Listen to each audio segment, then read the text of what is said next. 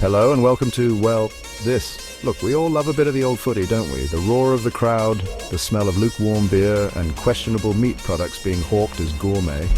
The sheer unbridled joy when your team wins. Or, more likely, the crushing despair when they lose. But have you ever stopped to think about the people who bankroll these magnificent failures and occasional triumphs? No. Not your mates Dave and Steve who keep betting a tenner on Accrington Stanley to win the league. I'm talking about the owners. Today we're diving deep into the pockets of the richest football club owners on the planet. These aren't your average lads who remortgage the house to buy a season ticket. These are the one-percenters who could buy the entire stadium and probably still have enough left over for a round of half-time prawn sandwiches for everyone, assuming they weren't allergic to shellfish, of course. Buckle up, because we're about to meet the billionaires who play football manager with real money and actual human players. Let's be honest, it's a hell of a lot more interesting than watching FIFA, isn't it? Kicking off our list at number 1 with a net worth that makes your eyes water like a freshly chopped onion, it's Sheikh Mansour, the owner of Manchester City. We're talking about a cool $30 billion here, folks. That's more money than you could spend in a lifetime.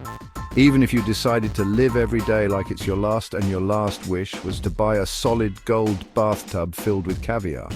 Since he took over the club in 2008, Manchester City have transformed from perennial underachievers to, well, serial overachievers. They've gone from being the noisy neighbours to the ones throwing the lavish, trophy-laden parties that everyone wants to be invited to, and more importantly, can afford to host.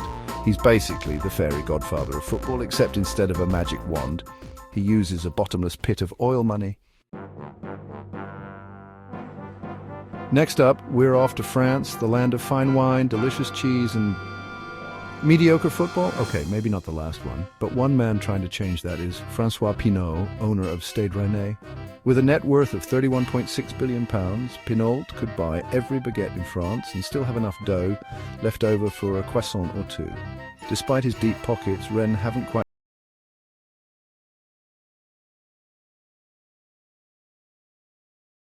tournament, the ones who show up, put in a decent shift, but don't exactly set the world alight. Still, with Pinault at the helm, they're never going to be short of a few bob for a rainy day or a new striker for that matter. At number 3, we have the youngest billionaire on our list, Mark Mateschitz. This 31-year-old inherited his father's energy drink empire and a sizable chunk of RB Leipzig and the New York Red Bulls to boot. Talk about a sweet inheritance, right? With a net worth of £27.4 billion, Mateschitz could probably buy every single energy drink on the planet, which, let's be honest, might not be the best idea. But hey, at least he's putting some of that caffeine-fueled cash back into the beautiful game. Under his stewardship, RB Leipzig have become a force to be reckoned with in the Bundesliga, much to the chagrin of some traditionalist fans. They're like the energetic kid in class who always finishes their work first and then spends the rest of the time showing off. You kind of resent them, but you also secretly admire their hustle. Coming in at number 4 is a man who needs no introduction, but we'll give him one anyway. It's Mohammed bin Salman, the Crown Prince of Saudi Arabia, and the man who makes even the most extravagant billionaires look like frugal penny pinchers. His public investment fund, which owns Newcastle United, has assets exceeding £343 billion. That's enough to make your bank manager spontaneously combust. Now, let's address the elephant in the room, or should we say the Crown Prince in the football stadium. His ownership of Newcastle has been mired in controversy, with accusations of sports washing and human rights abuses. It's a complicated issue, and frankly, we don't have time to unpack it all here. But one thing's for sure, with MBS calling the shots, Newcastle are no longer the lovable losers they once were. They're now the well-funded, morally ambiguous team that everyone loves to hate. At number 5, we have a man who's no stranger to big deals and even bigger ambitions. It's Jim Ratcliffe, the INEOS chief with a net worth of around £18 billion. He's the proud owner of League One side OGC Nice and Swiss club Lausanne Sport, but he's got his eye on a much bigger prize, Manchester United. It's like that time you won a goldfish at the fair and then decided you wanted to buy the entire aquarium. Ratcliffe is a man who likes to get what he wants, and with his vast fortune, he's got the financial firepower to make a serious play for the Red Devils. Whether he succeeds remains to be seen, but one thing's for sure.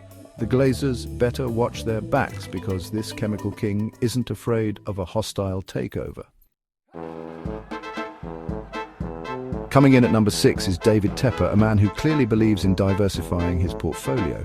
With a net worth of £16.7 billion, he owns the MLS side Charlotte FC and the NFL's Carolina Panthers. Talk about hedging your bets. Tepper made his fortune in the cutthroat world of hedge funds, so he's no stranger to taking risks. And his foray into football ownership is no exception. He's like that friend who joins a fantasy football league for the first time and goes all in on a bunch of unknown players. Will it pay off? Who knows, but it's certainly going to be entertaining to watch. At number 7, we have Dietmar Hopp, the owner of Hoffenheim and a man who proves that not all billionaires are flashy playboys. With a net worth of £10 billion, Hopp could easily afford to buy a fleet of super yachts and a private island. But instead, he's chosen to invest in his local football club. Bless his cotton socks. Hopp's steady hand and deep pockets have helped Hoffenheim punch above their weight in the Bundesliga.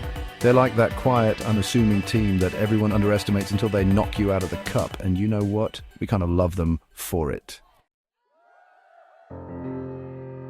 Coming in at number 8 is Shahid Khan, a man who embodies the American dream. With a net worth of £9.5 billion, he's the owner of Fulham and the NFL's Jacksonville Jaguars. Talk about a sporting dynasty in the making. Khan made his fortune with Flexengate Corporation, a car parts company. He's living proof that with enough hard work and determination, you can go from designing car bumpers to owning a Premier League football club. It's a classic rags to riches story with a side of penalty kicks and touchdowns. At number 9, we have Philipp Anschutz, a man who's made a fortune from knowing what people want before they even know it themselves. With a net worth of £8.6 billion, he owns a stake in LA Galaxy and the NHL's Los Angeles Kings. Anschutz is a media mogul with fingers in more pies than you can shake a stick at. He's like the ultimate puppet master, pulling the strings behind the scenes and raking in the cash.